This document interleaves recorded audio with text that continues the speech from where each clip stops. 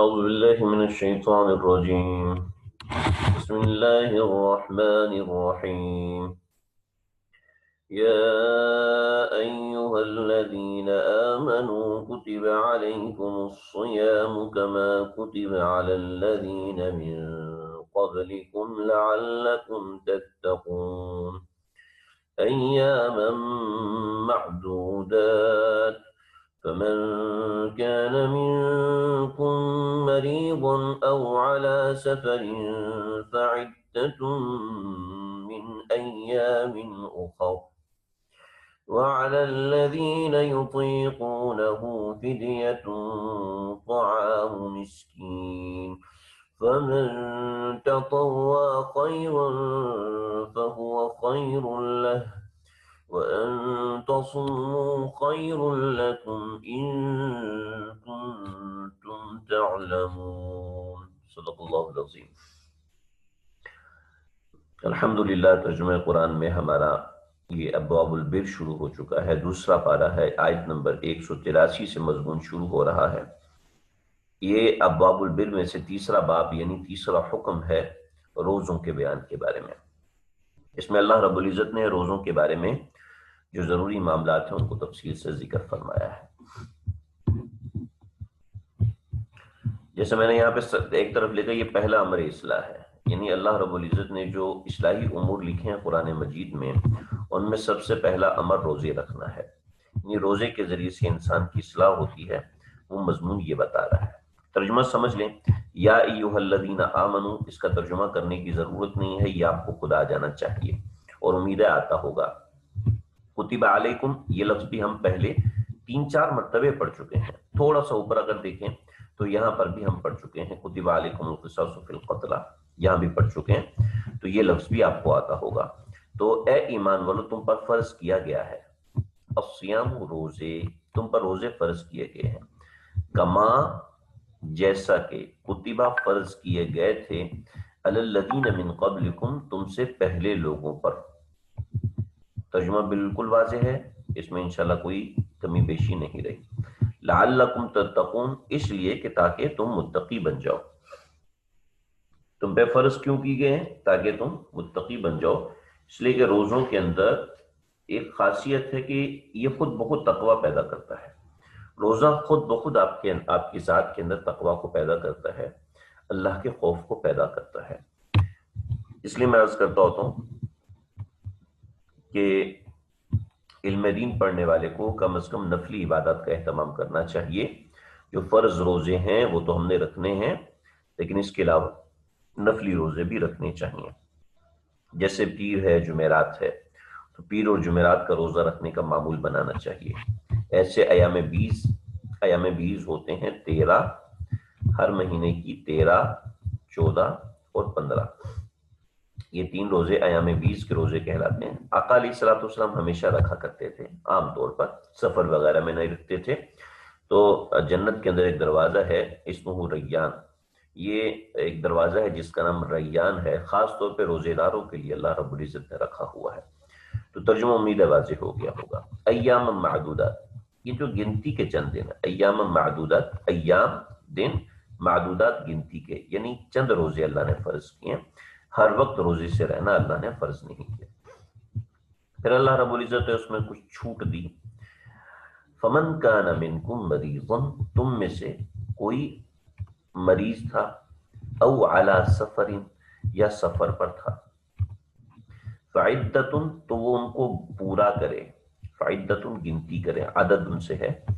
فعدت گنتی کرے یعنی ان کو پورا کرے، من ایام اخر، دوسرے دنوں کے اندر، یعنی ان روزوں کی قضا کرے. یہ روزے معاف نہیں ہیں. وعلی الذین یطیقونہ، اور وعلی الذین، اور وہ لوگ جن کے پاس استطاعت ہے، ان لوگوں کے اوپر. وعلی الذین، وعلی پر، الذین ان لوگوں پر، اور ان لوگوں پر یطیقونہ، جو کہ طاقت رکھتے ہیں، جو کہ پیسے رکھتے ہیں، جو کہ یطیقونہ طاقت سے ہے. ٹھیک ہے، طاقت عربی زبان کا لفظ ہے. یطیقونہ جو کہ طاقت رکھتے ہیں تو ان کے ذمہ روزے نہیں ہیں بلکہ فدیتن روزوں کا فدیہ دے دیں، یعنی ایک روزے کا فدیہ جو ہے وہ 10 مسکین کے کھانے کے بقدر ہے، 10 مسکین کے کھانے کے بقدر وہ روزہ ہے۔ اگر پاکستان میں ہے تو آج کے حساب سے تقریباً 150 روپے ہے، اور اگر پاکستان سے باہر ہے تو 10 بندوں کا کھانا جو ہے وہ کتنا ہوگا، وہ اس حساب سے ہوگا، اس حساب سے طے کیا جائے گا۔ تو جیسے وہاں پر گندم کی مقدار ہے، اس مقدار کے گندم کی قیمت ہے، اس قیمت کے بقدر وہ طے کیا جائے گا۔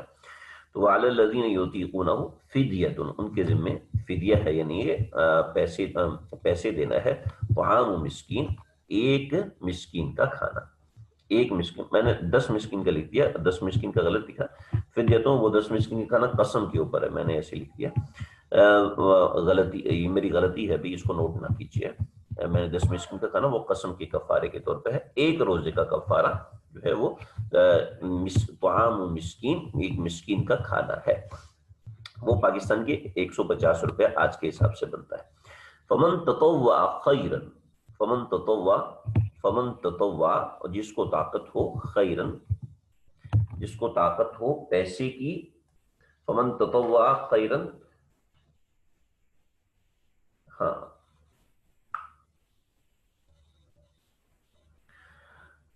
فمن تطوع خیر، خیر کا میں نے پیچھے بتایا تھا، خیر کا ترجمہ ہر جگہ پیسہ نہیں ہوتا، اور خیر کا ترجمہ بہت سارے مقامات پر پیسے بھی ہوتا ہے، تو یہاں پر خیر کا ترجمہ ہے بھلائی، یہاں پر خیر کا ترجمہ بھلائی کا ہے۔ فمن تطوع خیرا جو جس کے پاس طاقت ہو وہ بھلائی کرے، کیا مطلب بھلائی کرے، یعنی روزہ بھی رکھے اور فدیہ بھی دے، فہو خیر اللہ تو یہ اس کے لیے بہتر ہے۔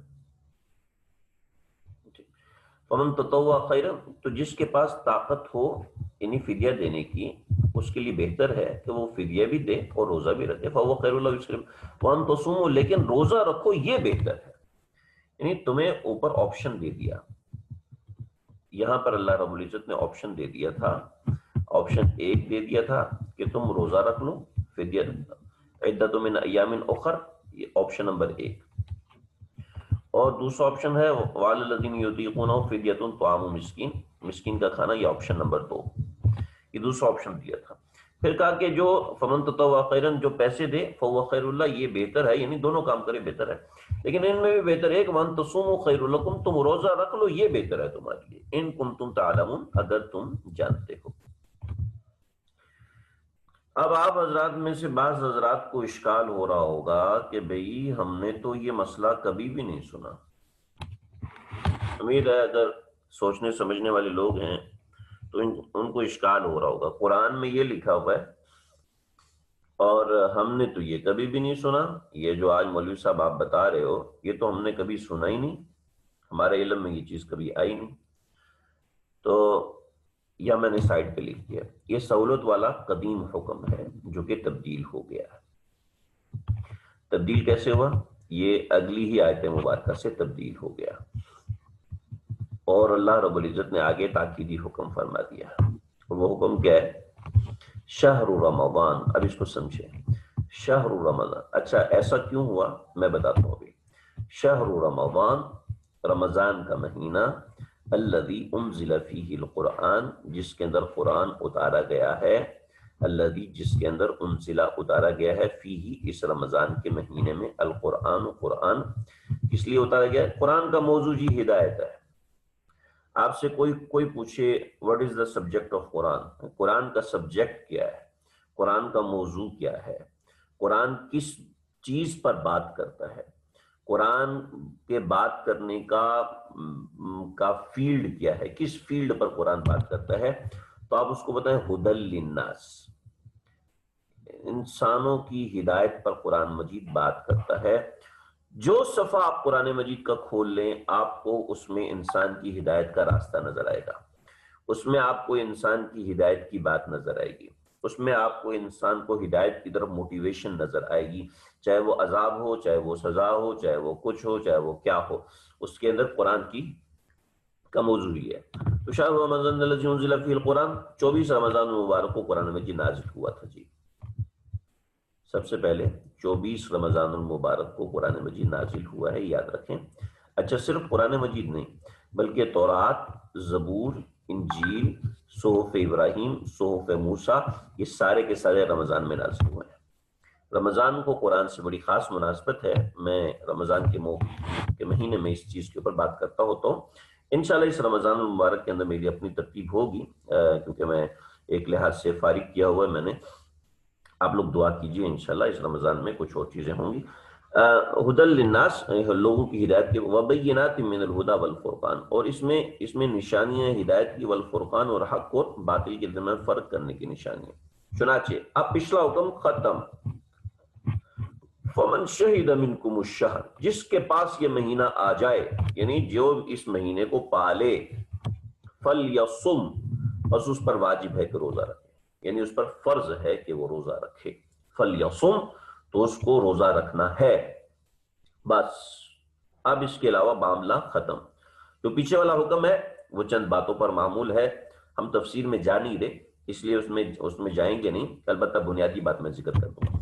ومن کان مریضا، اور جو شخص مریض تھا، او علی سفر، یا سفر پہ تھا، تو فعدۃ من ایام اخر، تو اس کی گنتی کرے دوسرے دنوں کے اندر۔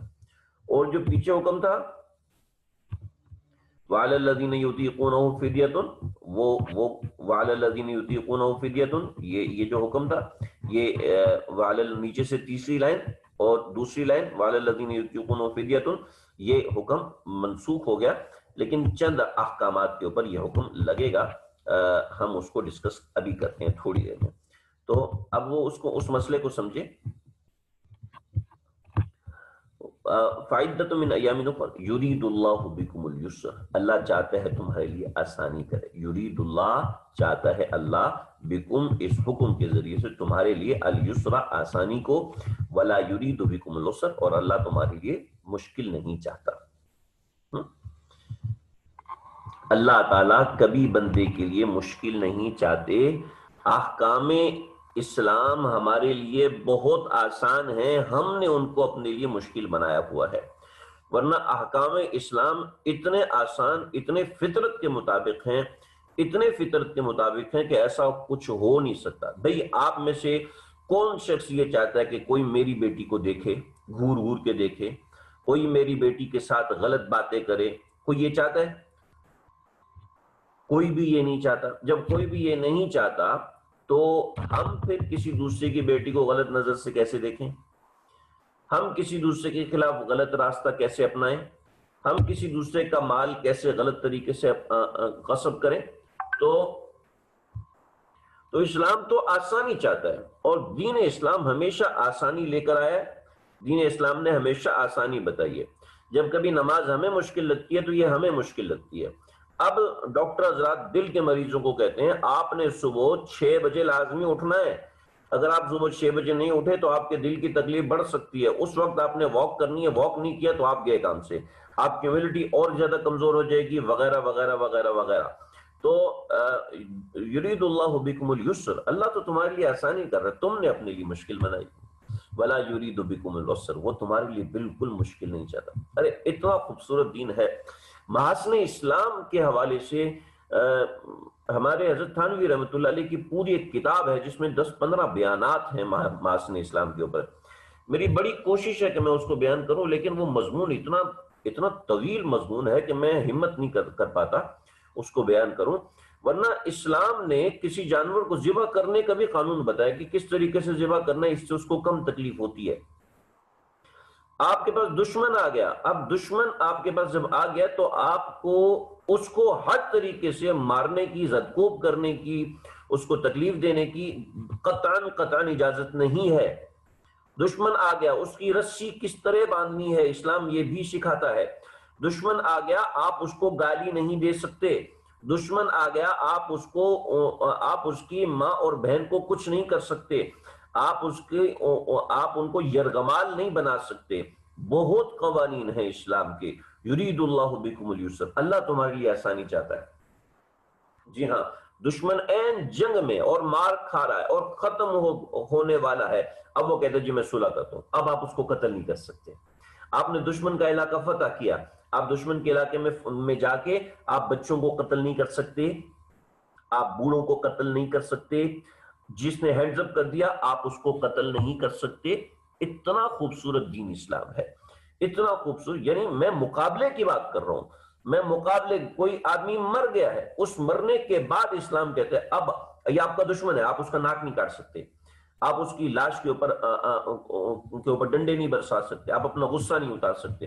تو یرید اللہ بکم اليسر ولا یرید بکم العسر، کہ اللہ تعالیٰ تمہارے لیے آسانی چاہتا ہے، اللہ تعالیٰ تمہارے لیے مشکل نہیں چاہتا۔ چنانچہ دین کا جب کوئی مسئلہ آ جائے، جائز ہے ناجائز ہے، چپ کر کے آنکھیں بند کر کے سر نیچے جھکا لینا چاہیے کہ اسی میں ہماری آسانی ہے، اگرچہ ہمیں یہ مشکل معلوم ہو رہا ہے لیکن دراصل اسی میں ہماری آسانی ہے، اس لیے کہ یرید اللہ بکم اليسر، اللہ تمہارے لیے آسانی چاہتا ہے، ولا یرید بکم العسر، وہ تمہارے اوپر کوئی مشقت نہیں چاہتا۔ دین کا کوئی حکم ایسا نہیں ہے جس میں ہمارے لیے، جس میں کسی انسان کے لیے، دنیا کے کسی فرد کے لیے مشقت ہے، یہ یاد رکھیے گا۔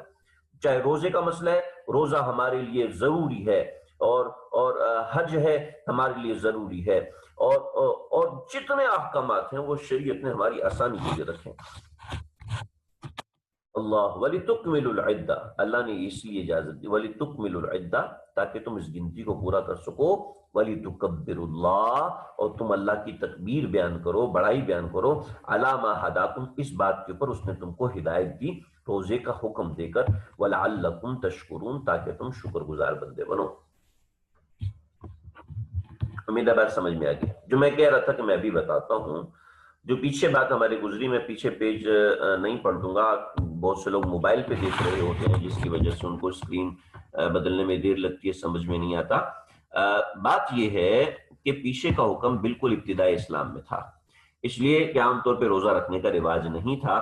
آپ علیہ الصلوۃ والسلام بھی روزہ رکھتے تھے تو 10 محرم کا روزہ رکھتے تھے، ایام 20 کا روزہ رکھتے تھے، بس اس کے علاوہ آپ صلی اللہ علیہ وسلم پر روزے فرض نہیں تھے، احکام روزے کے تھے ہی نہیں۔ پھر اس وقت جب روزہ رکھا، روزے کا حکم ہوا، تو روزے کا حکم بڑا ایسا ہوا تھا کہ جو روزہ رکھنا چاہے وہ رکھ لے، جو روزہ نہیں رکھنا چاہتا وہ پیسے دے دے۔ کیوں پیسے دے دے؟ اس لیے کہ اس وقت مسلمانوں پر بہت زیادہ تنگی تھی، بہت زیادہ تنگی تھی، مسلمانوں کو پیسے نہیں تھے، کھانے پینے کی چیزیں نہیں تھی، تو روزہ فرض کیا، اور بقیہ جو لوگ تھے، مکے میں گرمی زیادہ ہوتی تھی، مکے میں تو روزہ رکھنا مشکل تھا، آسان نہیں تھا اس وقت کے لوگوں کے لیے، تو ان کو کہا کہ تم روزہ نہ رکھو بلکہ روزے کے بجائے پیسے دے دیا کرو، تاکہ مسلمان تمہارے پیسوں سے فائدہ اٹھا لے، اور اس سے ملت اسلامیہ کا فائدہ ہو جائے گا، ملت اسلامیہ کا نفع ہو جائے گا، لوگوں کا فائدہ ہو جائے گا۔ تو اس وقت وہ حکم تھا۔ جب مسلمان تھوڑی سے سٹیبل ہو گئے، ان کو شریعت کے احکامات سمجھ میں آنا شروع ہو گئے، تو پھر روزہ سب پر لازم کر دیا، اور جو پیسے دینے تھے اس کے عوض میں صدقہ فطر اللہ رب العزت نے لازم کر دیا۔ یہ آگے درمیان میں جملہ معترضہ، ہم اس کو بعد میں پڑھیں گے انشاءاللہ۔ جملہ معترضہ درمیان میں لانے کا بہت سے مقاصد ہوتے ہیں، میں انشاءاللہ ذکر کروں گا، لیکن یہ چونکہ آپ پہلی مرتبہ پڑھ رہے ہیں تو یہ مسائل آگے پیچھے نہ ہو جائیں۔ پھر جب یہاں سے روزہ فرض ہوا تو یہ روزہ زیادہ ٹائٹ کر کے فرض ہوا۔ کیسے ٹائٹ کر کے فرض ہوا؟ یہ پورا دن ہے جناب، اب آپ نے روزہ رکھا ہے مغرب کے بعد، یاد رکھیے گا، روزہ رکھا ہے آپ نے مغرب کے وقت، آپ نے روزہ افطار کیا، جب تک آپ جاگ رہے ہیں، جب تک آپ جاگ رہے ہیں تب تک آپ کھا سکتے ہیں، پی سکتے ہیں، بیوی کے پاس جا سکتے ہیں۔ جب آپ سو گے، ایک مرتبہ آپ کی آنکھ لگ گئی، تو اب آپ پورا دن گزاریں گے، پورا دن گزاریں گے، اور پورا دن گزارنے کے بعد پھر اس وقت میں آ کے روزہ افطار کریں گے۔ حضرت عمر کے ساتھ ایسے ہوا، 2-3 صحابہ کے ساتھ ایسے ہوا کہ پورا دن کام کیا، پورا دن مشقت کیا، پوری دن محنت کرتے جب رات کو آئے، آرام سے بیٹھے، 1-2 کھجور کھائی، ٹیک لگائی اور سو گئے۔ تو ایک صحابی کو ایسے 2-3 دن گزر گئے، اور اگلے دن وہ غش کھا کے گرے، اور جب غش کھا کے گرے، اور کچھ صحابہ نے یہ بھی کہہ دیا جی میری تو آنکھ نہیں لگی تھی، اور یہ تو بڑی لڑائی والی بات ہوتی ہے، کبھی کسی کی آنکھ لگ جاتی ہے، کبھی کسی کی آنکھ نہیں لگتی، تو اس وقت ایسے مسائل ہو جاتے ہیں۔ تب اللہ رب العزت نے اس حکم کو منسوخ کیا کہ اب صبح سے لے کے رات سے لے کے صبح سورج طلوع ہونے تک تم لوگ کھا پی سکتے ہو اور بیوی کے پاس بھی جا سکتے ہو، روزے میں نہیں جا سکتے۔ تو اس کو اللہ رب العزت نے یہاں ذکر فرمایا۔ بہت سے واقعات ہیں یہاں پر، میں اس طرف جاؤں گا تو بڑی تفصیل ہو جائے گی۔ احل لکم لیلۃ الصیام، روزوں کی راتیں حلال کر دی گئی ہیں تمہارے اوپر۔ الرفث کہ تم جاؤ الی نسائکم، اپنی بیویوں کے پاس۔ ہن لباس لکم، وہ تمہارا لباس ہیں، ہن لباس لکم، وہ تمہارا لباس ہے، وانتم لباس لہن، اور تم ان کا لباس ہو۔ یعنی میاں اور بیوی ایک دوسرے کے لیے رازدار ہوتے ہیں، میاں اور بیوی ایک دوسرے کے ہم نوا ہوتے ہیں، یعنی جو اس کے دل میں بات ہے وہ اس کے دل کو پتہ ہونی چاہیے، جو اس کے دل میں بات ہے وہ اس کے دل کو پتہ ہونی چاہیے، اس کے علاوہ کسی تیسرے انسان کو پتہ نہ ہو۔ یعنی میاں اور بیوی کے جو معاملات ہیں وہ ایک دوسرے کے پاس راز ہوتے ہیں۔ آپ علیہ الصلوۃ والسلام نے فرمایا وہ شخص دیوس ہے، وہ شخص دیوس ہے۔ دیوس کا ترجمہ اگر ہم یوں کریں تو یہ بے غیرت ہے۔ آپ علیہ الصلوۃ والسلام نے ایسے شخص کو گالی دی، وہ شخص دیوس ہے، یعنی بے غیرت ہے، جو اپنی بیوی کی باتیں، اس کا حسن و جمال، اس کی خوبصورتی، اس کے بات کرنے کا طریقہ کسی دوسری عورت کو بتائے، کسی دوسرے مرد کو، استغفر اللہ، کسی دوسرے مرد کو بتائے۔ عورت کو تو بتانا ویسے بھی کچھ بھی جائز نہیں ہے، لیکن کسی دوسرے مرد کو بتائے، ایسا شخص دیوس ہے۔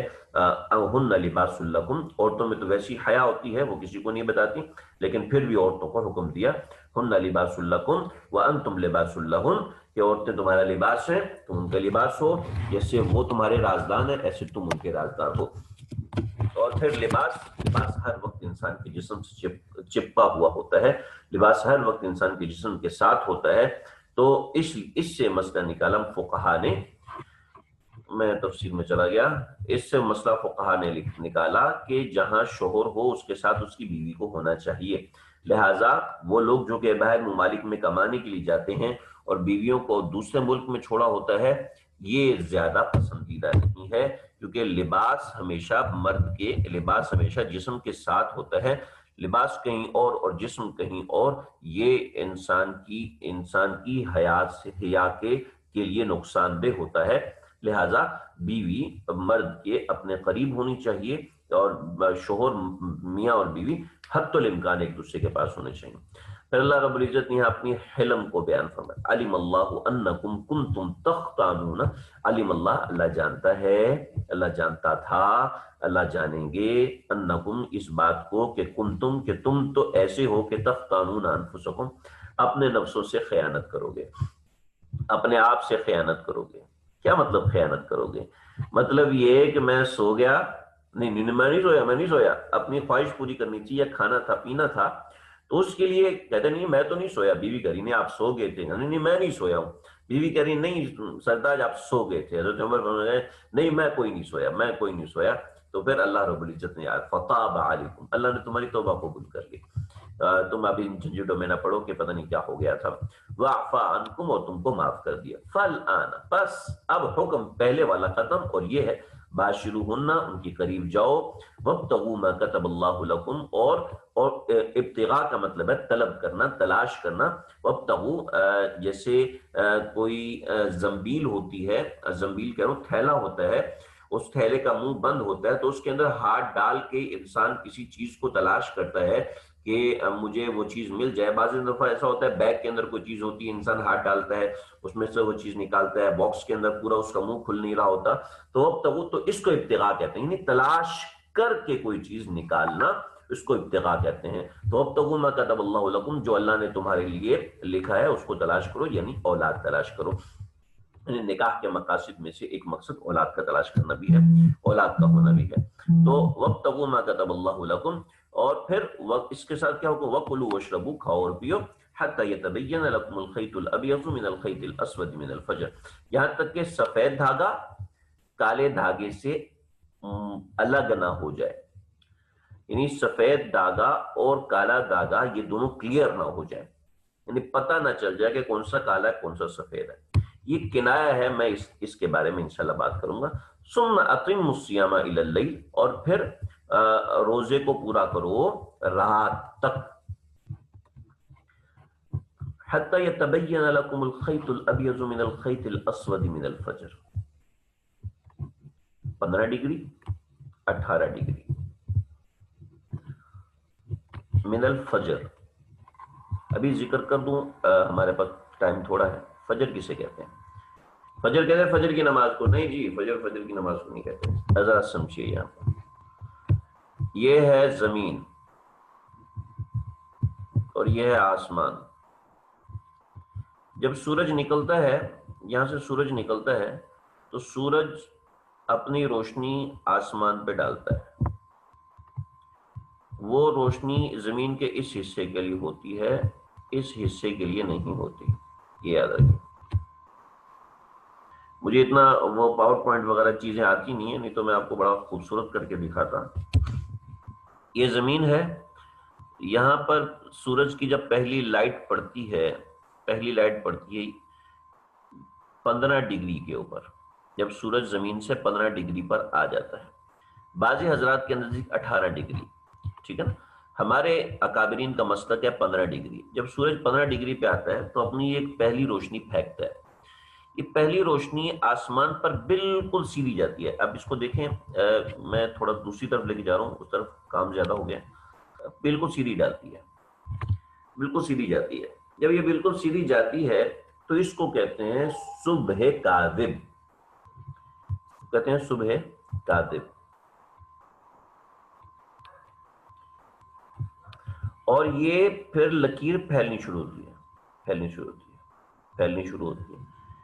اس لکیر پھیلنے کو تفجیر کہتے ہیں، عربی میں تفجیر کہتے ہیں. یہ جو لکیر جب تک کھڑی رہتی ہے، یہ کھڑی رہنے کو صبح کاذب کہتے ہیں، پھیلنے کو صبح صادق کہتے ہیں، اور صبح صادق فجر ہوتی ہے. تو جب یہ روشنی پھیلنا شروع ہو تو اس وقت کھانا پینا بند کر دو. حتی یتبین لکم الخیط الابیض من الخیط الاسود من الفجر. اللہ، پتہ نہیں سمجھ میں آیا کہ نہیں آیا، لیکن میں نے پوری اپنی کوشش کی ہے جتنا مجھے کچا پکاتا تھا. تو ثم اطیموا الصیام الی اللیل، پھر رات تک اپنے روزے کو پورا کرو، یعنی مغرب تک اپنے روزے. ولا تباشرون وانتم عاکفون فی المساجد، بیویوں کے قریب مت جاؤ اگر تم مسجد میں اعتکاف کیے ہوئے. تلک حدود اللہ فلا تقربوها، یہ اللہ کی حدود ہیں، ان کے قریب مت جانا. یعنی جس چیز کو اللہ نے منع کیا ہے اس سے تھوڑا سا دور رہ کے انسان بچے. اس لیے کہ ایسا نہ ہو کہ بیوی کے مباشرت تو جائز نہیں ہے، پھر میں قریب آ کے بیٹھ جاتا ہوں، اس میں کوئی مسئلہ نہیں ہوگا، لیکن وہ کیا ہے کہ حدود اللہ سے پھر آگے تجاوز کر کے روزہ جو ہے فاسد ہو گیا. بہت سے کذالک یبین اللہ آیاتہ للناس، ایسی اللہ تعالیٰ اپنی آیات کو بیان کرتے ہیں لوگوں کے واسطے، لعلہم یتقون، تاکہ وہ تقوی اختیار کریں. کل یہ سبق ہمارا انشاءاللہ دوبارہ ہوگا. اس میں کچھ باتیں مجھے سمجھانی ہیں. جملہ معترضہ بھی واضح کرنا ہے، جملہ معترضہ کا کیا مقصد ہے. میرا دل تھا کہ یہ باب میں آج مکمل کر لیتا، لیکن میں آج اس کو مکمل نہیں کر پا رہا ہوں.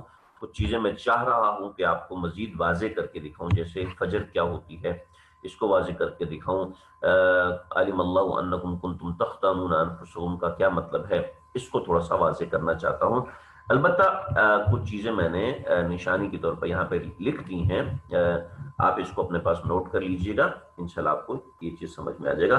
رفث کا معنی ہے جسمانی خواہش پورا کرنا یا بیوی سے مشغول ہونا.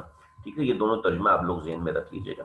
اللہ تعالیٰ مجھے آپ کو ہم سب کو سمجھنے کی تو عمل کرنے کی توفیق عطا فرمائے. اللہ تعالیٰ قرآنی آیات کا مفہوم دل میں اتار دے، اس کا مضمون اللہ ہمارے دل میں اتار دے. مضمون مکمل نہیں ہوا، انشاءاللہ میں اس کو مزید ذکر کروں گا. اللہ سمجھنے کی عمل کرنے کی توفیق عطا فرمائے.